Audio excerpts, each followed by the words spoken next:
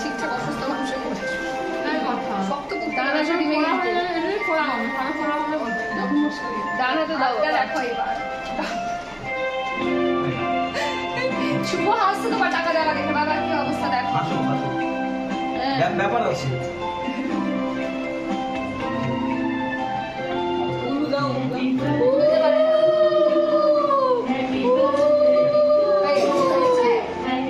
সবাই নানি করে আশীর্বাদ করে দেয় না কে খাওয়াবি তোরা সবাই